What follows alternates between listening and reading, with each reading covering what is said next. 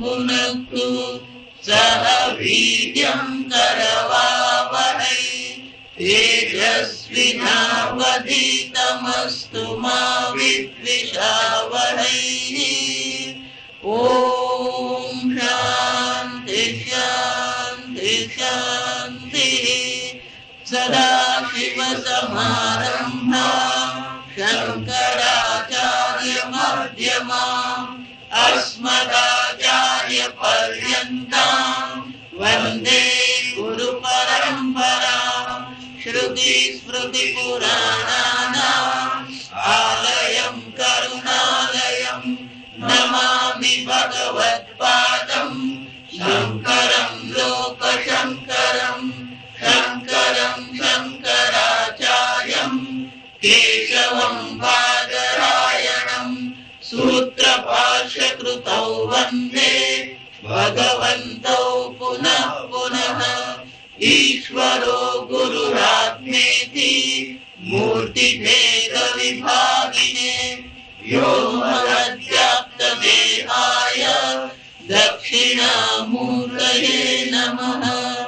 निधये सर्वविद्यानां विशदे भवरोगिणां गुरवे सर्वलोकानां दक्षिणामूर्तये नमः। ॐ नमः प्रणवार्थाय शुद्धज्ञानैकमूर्तये निर्मलाय प्रशान्ताय दक्षिणामूर्तये नमः। स यथा इमा नद्यः सन्द्यमानाः समुद्रायणाः समुद्रं प्राप्य अस्तं गच्छन्ति विद्येते तासां नामरूपे समुद्रम् इत्येवं प्रोच्यते। एवमेव अस्य परिद्रष्टुः इमाः षोडश कलाः पुरुषायणाः पुरुषं प्राप्य अस्तं गच्छन्ति विद्येते च आसां नामरूपे पुरुषः इत्येवं प्रोच्यते। स एषः अकलः अमृतः भवति तदेष श्लोकः। सदृष्टान्तः यथा लोके इमाः नद्यः सन्द्यमानाः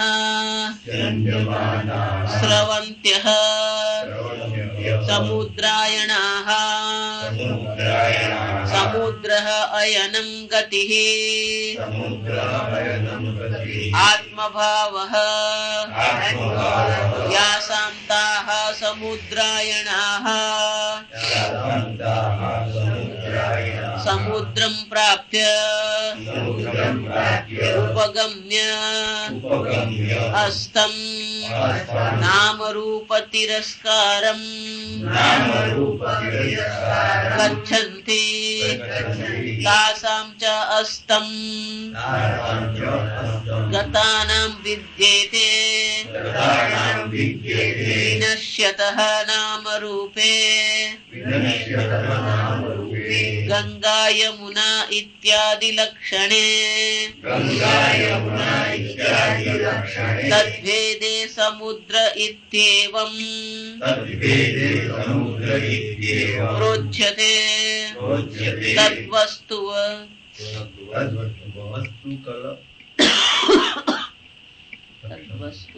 उदक तद्वस्तु उदकलक्षणमेवं यथा यथायं दृष्टान्तः उक्तलक्षणस्य प्रकृतस्य अस्य पुरुषस्य परिद्रष्टुः परुस्परिसमन्तात् द्रष्टुः दर्शनस्य कर्तुः स्वरूपभूतस्य यथा अर्कः स्वात्मप्रकाशस्य कर्ता सर्वतः तद्वद इमाः षोडशकलाः प्राणाद्याः उक्ताः कलाः पुरुषायणाः नदीनाम् इव समुद्रः पुरुषः अयनम् आत्मभावगमनम् या संकलाना ताः पुरुषायणाः पुरुषं प्राप्य पुरुषात्मभाव उपगम्य तथैवास्तं गच्छन्ति विद्येते च आसां नामरूपे कलानां प्राणाद्याख्या रूपं च यथा स्वं भेदे च नामरूपयोः यद् अनष्टं तत्त्वं यद् अनष्टं तत्त्वं पुरुष इत्येवं प्रोच्यते ब्रह्मविद्भिः य एवं विद्वान् गुरुणा प्रदर्शित कला प्रलय मार्गः स एषः विद्यया प्रविलापिताः प्रविलापितासु अविद्या काम कर्म जनितासु प्राणादिकलासु अकलः अविद्याकृत कला निमित्तः हि मृत्युः तद अपगमे अकलत्वाद एव अमृतः भवति तद एतस्मिन् अर्थे एषः श्लोकः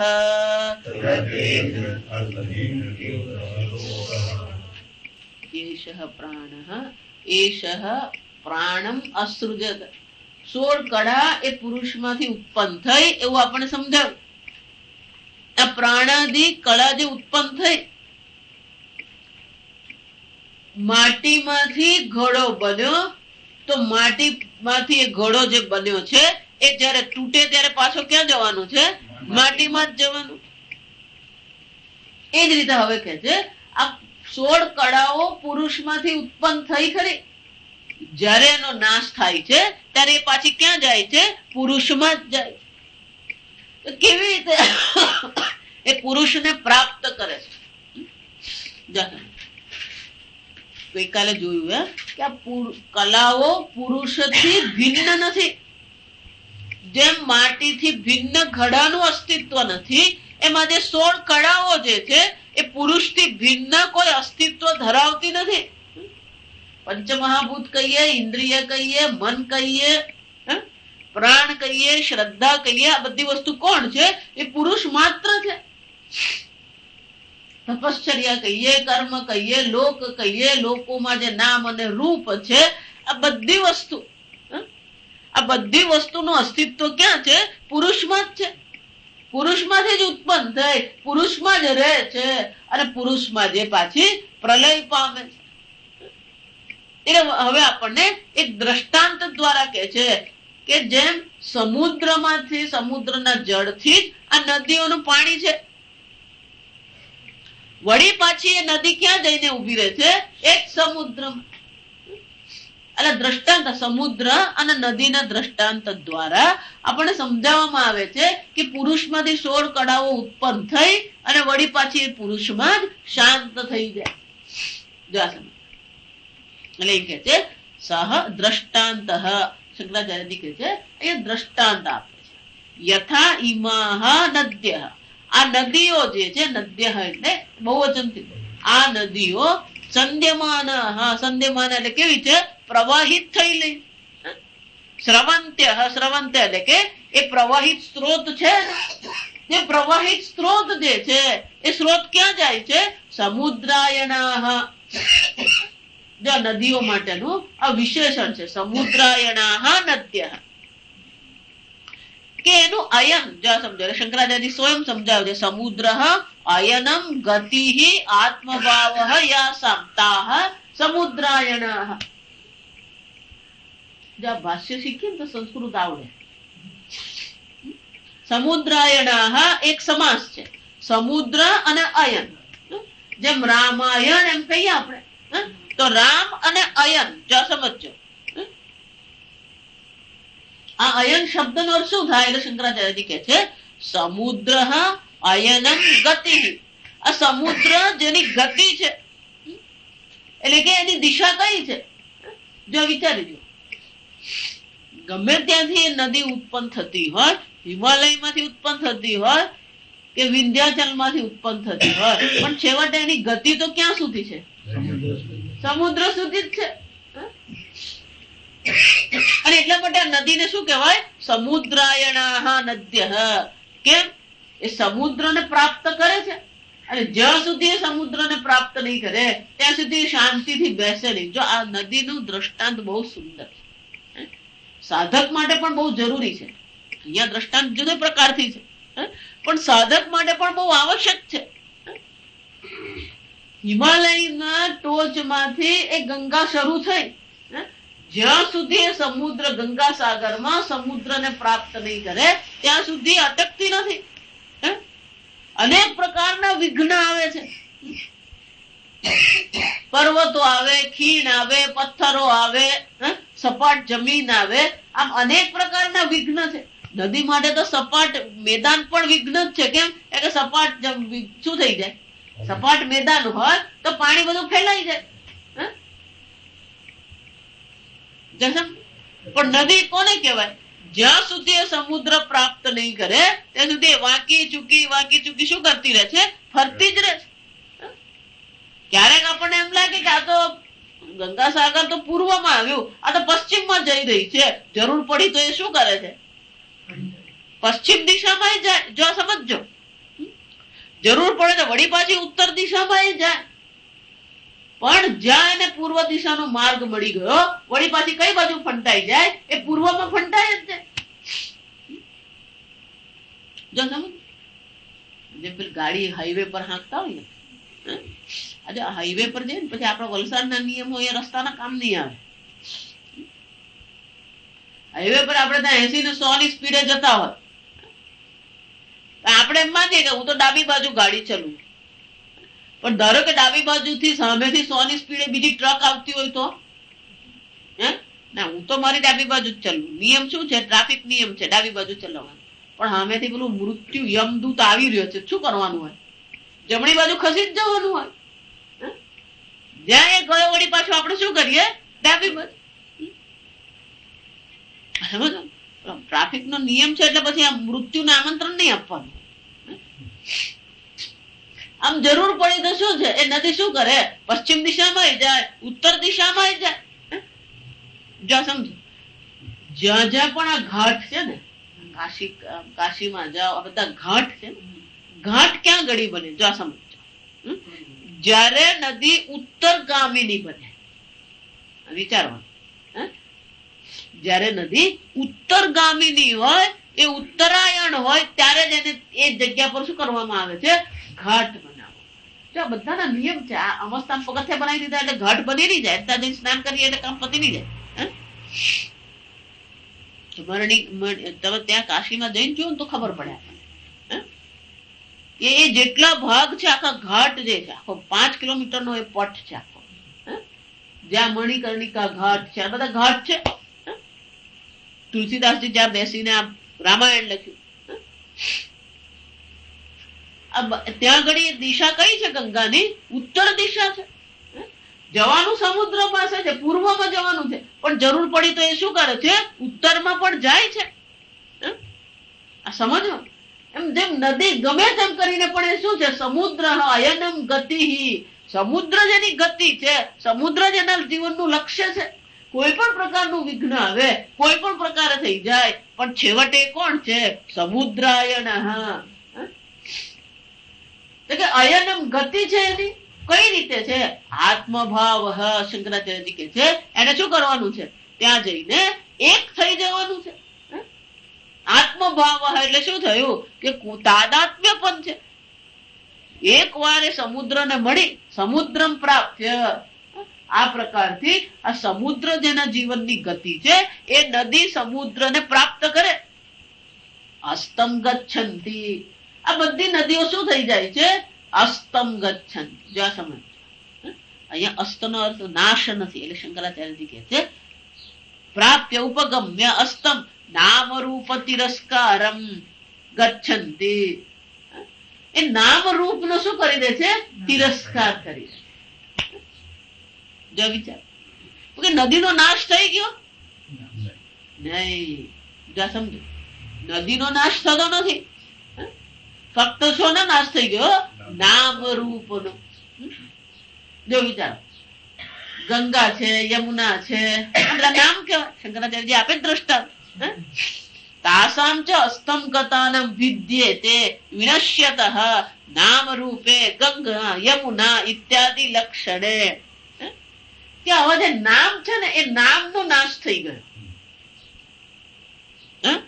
પણ નદીનો નાશ થયો નહીં. નદીનો નાશ થયો નથી. એક વાર સમુદ્રને મળે પછી પાણી પાણી જ છે. ગંગાનું પાણી છે એ સમુદ્રમાં મળી ગયું. પછી આ ગંગાનું પાણી છે ને યમુનાનું પાણી છે એવું અલગ ખબર પડતી નથી. બધું શું થઈ જાય? અસ્તમ ગચ્છન્તિ. બધી એક રૂપ થઈ જાય. આત્મભાવ એટલે કે એક રૂપ થઈ જાય છે. એટલે શું થાય છે? વિદ્યતે નામ રૂપે. આ નામ રૂપ વિદ્યતે એટલે આ બે જે નામ અને રૂપ, જો આ દ્વિવચન છે. આ નામ રૂપ જે છે એ બે નામ રૂપ નો શું થઈ જાય છે? નાશ થઈ જાય. નદીનો નાશ થતો નથી, નામ રૂપ નો નાશ થાય. ઘડો નાશ પામ્યો, માટી નાશ પામી. ઘડો નામ અને રૂપ નો નાશ છે, ખરેખર કોઈ નાશ નથી. જો વિચારી દો, સમજવાનું.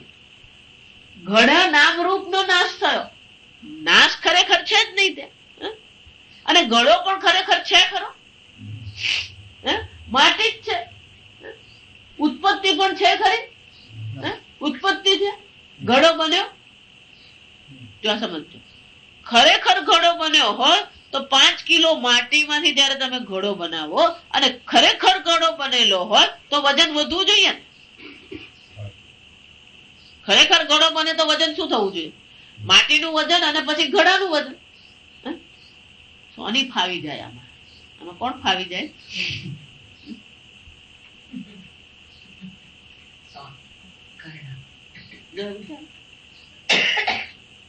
એટલે શંકરાચાર્ય આગળ કહી ગયા અવિદ્યા કામ કર્મ બીજ.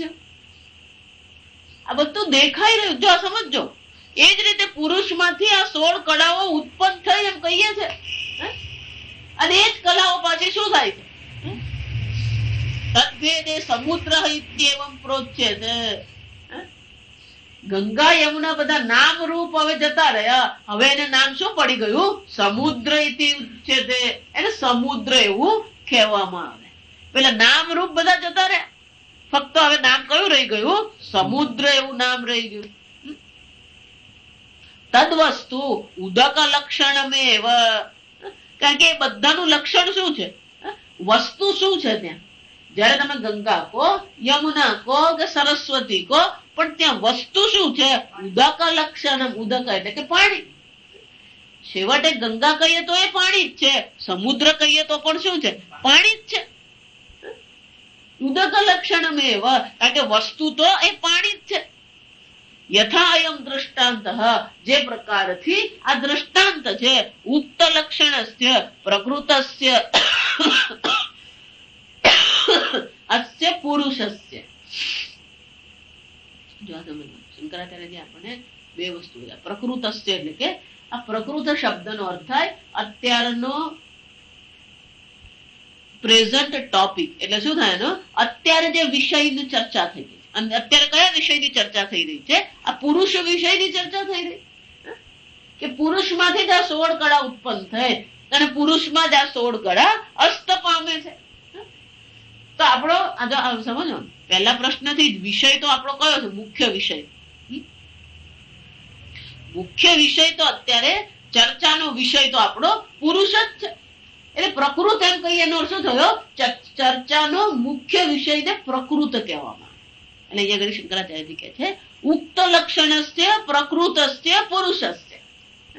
આ પુરુષનો જે છે એ પુરુષ કયો છે? ઉક્ત લક્ષણસ્ય. ઉક્ત લક્ષણ એટલે કે આપણે ગયા મંત્રમાં જોઈ ગયા, આગળ આપણે જોઈ ગયા, એ પુરુષ કોણ છે? નિર્વિકારી છે, અજર અમર છે. એટલે પુરુષ જે છે એ પુરુષનું પરિદ્રષ્ટુ પરિસમંતા દ્રષ્ટુ દર્શનસ્ય કર્તુ સ્વરૂપભૂતસ્ય. આ પુરુષ જે છે, આ કળાઓ કોની છે? કળા જો સમજો, બહુ સરસ મજાના છઠ્ઠી વિભક્તિ છે. પુરુષ એટલે પુરુષની. અહીંયા શું થાય? જે મુખ્ય ચર્ચાનો વિષય છે એ પુરુષની કલાઓ, પુરુષની 16 કળાઓ. જો બરાબર સમજ કે પુરુષની આ 16 કળાઓ છે. આ છઠ્ઠી વિભક્તિ કઈ છે? કે સંબંધ છે. મારો પુત્ર એમ કહીએ, કાકાનો દીકરો. રામ કોણ છે? દશરથનો પુત્ર, દશરથસ્ય પુત્ર. તો એ સંબંધ કહેવાય. એને શું કહેવાય? સંબંધ. તો અહીંયા ઘણી સંબંધ છે. જો સમજો બરાબર. સંબંધ લઈએ ને તો દ્વૈત થાય. સંબંધ લઈએ તો દ્વૈત થાય. અચ્છા, આ ઘડો છે. જો સમજો પાછો આ છઠ્ઠી વિભક્તિ જોઈએ. આ છઠ્ઠી વિભક્તિના અનેક ઉપયોગ છે. સમજો આપણે એક સંબંધ જ ઉપયોગ જાણીએ છીએ. પાણીની મુનિ તો બધી વિભક્તિના અર્થ આપ્યા પછી છેલ્લે કે છે શેષે ષષ્ઠી. જો સમજો, જે બધી જગ્યાએ કોઈ પણ વિભક્તિ નહીં લાગે બધી જગ્યાએ કઈ વિભક્તિ લગાવી દેવાની? આ છઠ્ઠી. શેષે ષષ્ઠી. જો વિચાર, વિભક્તિના અનેક ઉપયોગ છે. આપણને ખબર જ, આપણે બધું ચાલ્યા કરે. જો સમજ, વિભક્તિ એમ કહીએ એટલે આપણે ખાલી ક્રિયાપદ જ વિભક્તિ સમજતા હોય એમ નહીં. અનેક એના અર્થ છે. એટલે કે જ્યાં બીજી કોઈ પણ વિભક્તિ તમે મૂકી નહીં શકો ત્યારે કઈ વિભક્તિ મૂકી દેવાની? આ છઠ્ઠી મૂકી દેવાની. એટલે છઠ્ઠી વિભક્તિનો અર્થ ઘણા બધા છે. નું ના ની જ નહીં થાય ખાલી. આપણા ગુજરાતીમાં છઠ્ઠી વિભક્તિ એટલે કયું છે? નું ના ની. જો વિચાર, માટીનો ઘડો. જો વિચાર, માટીનો ઘડો એ રામનો પુત્ર જેવો અર્થ છે. રામનો પુત્ર એમ કહું અને માટીનો ઘડો અર્થ એક જ છે ના? વ્યાકરણ દ્રષ્ટિએ શું છે? એટલે મેં કહ્યું તમે પેલી એક જ સંબંધ વિભક્તિ જ જાણો એટલે તમે એમ જ માનો કે એક જ થયું વ્યાકરણ. વ્યાકરણ શેષે ષષ્ઠી. જો સમજો, માટીનો ઘડો એનો અર્થ શું થયો? માટીમાંથી જે બનેલો છે એ ઘડો. માટીનો ઘડો એમ જયારે કહીએ તો આ ઘડો શાનો બનેલો છે? માટીનો બનેલો છે. જો વિચાર, એટલે એનું કારણ કોણ છે? માટી. અને જો માટી એનું કારણ છે તો માટીથી એ ભિન્ન હોઈ શકે નહીં. જો આ 22 કેરેટ સોનાનો હાર છે. સોનાનો હાર. છઠ્ઠી વિભક્તિ શું બતાવે? રામનો પુત્ર એમ કહીએ તો ભેદ છે, પણ માટીનો ઘડો એમ કહે તો ભેદ છે? નથી. જો એટલા વ્યાકરણ જરૂર પડે. છઠ્ઠી વિભક્તિ નો બીજો ઉપયોગ બતાવો. પ્લેટફોર્મ પર જાઓ ને બીજા બધા તમે જુઓ ને દેશના બીજા બધા સ્ટેશન એટલી બધી બહુ ટ્રેન દોડતી નહીં હોય. એક 4 વાગે આવતી હોય, બીજી 7 વાગે આવતી હોય, એટલે બહુ ગુજવાડા જેવું હોય નહીં. પણ આ પશ્ચિમ રેલવે નો જે આખો ટ્રેક છે, મુંબઈ થી દિલ્હી નો ટ્રેક અને મુંબઈ થી અમદાવાદ. હમણાં લીમોરા જવાનું મારે થયું ને, એક ટ્રેક પર અમે લોકો ઉભેલા ફાટક પર. ઉભા કરવાનું છું તો પેલો ફાટક વાળો આવ્યો ને પછી પૂછ્યું જો સમય કે ભાઈ કેટલી ટ્રેન જાય? 70 ટ્રેન જાય. 24 કલાકમાં કેટલી વાર એ ફાટક બંધ કરે?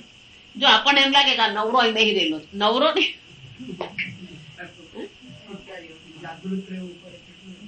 24 કલાકમાં કેટલી જાય ટ્રેન? 70 ટ્રેન. એટલે આપણે જયારે પ્લેટફોર્મ પર અહીંયા જઈએ ને એટલે પહેલું પૂછવું પડે ભાઈ આ કઈ ટ્રેન છે? જા સમજ. આપડે કઈ ટ્રેન એ પૂછીએ નહીં. જા સમજ ક્યાંની છે? જા ની આવ્યો જા સમજો. છઠ્ઠી જ વિભક્તિ આવી. ક્યાંની ટ્રેન છે? એટલે પેલો શું કે આ તો મુંબઈની છે. મુંબઈ વાળાની છે, મુંબઈ બનાવેલી છે, બૃહદ મહાનગરપાલિકા. છઠ્ઠી વિભક્તિ થઈ ને તો કે છઠ્ઠી વિભક્તિ નો અર્થ કયો થાય?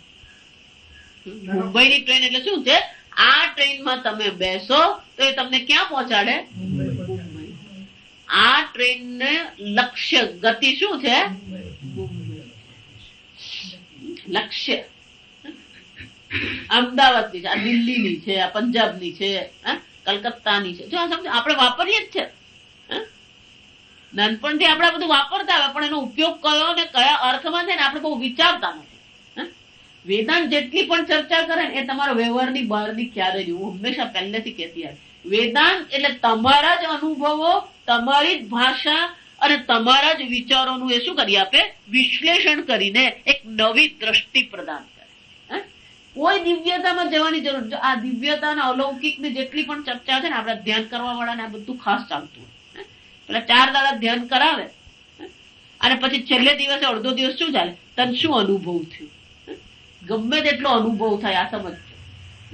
વાસ્તવિકતા એટલી જ છે કે 12 વાગે પેટમાં કુકડા બોલવાના છે અને રાત્રે 10:30 11 વાગે એટલે ઊંઘ આવવાની જ છે. જો ગમે એટલી અલૌકિકતા કહો કે દિવ્યતા કહો, જીવનની કેટલીક વાસ્તવિકતાઓ શું છે? સ્વીકારવી. આ સમજ. દિવ્યતામાં જવું એટલે મૂર્ખતા છે. જો હું તમને બતાવું. દિવ્યતામાં તમે જાઓ એનો અર્થ થયો કે અત્યારે તમારી સામે જે છે એનો તમે તિરસ્કાર કરી રહ્યા. અને વેદાંત એમ કે છે કે તમારી સામે જે છે એ સર્વ આ પુરુષ માત્ર છે. આને વેદાંત કહેવાય. સમજ. ગઈકાલે આપણે જોયું પંચમહાભૂત પુરુષમાંથી ઉત્પન્ન થયા. તો પંચમહાભૂત કોણ છે? દિવ્યતામાં જઈને શું કરવાના? પવન તું, પાણી તું, ભૂમિ તું, ભૂધરા, વૃક્ષ થઈ ફૂલી રહ્યો આકાશ. અહીંયા જે કઈ છે એ સર્વ બ્રહ્મ માત્ર જ છે. તમે દિવ્યતામાં જઈને કરવાના છો એનો શું થયો? તમે વાસ્તવિકતાથી ક્યાં જઈ રહ્યા છો? દૂર જઈ રહ્યા છો. અને જો તમે વાસ્તવિકતાથી દૂર જઈને દિવ્યતાની ચર્ચા કરો છો તો તમે કોનો તિરસ્કાર કરી રહ્યા છો? ઈશ્વરનો.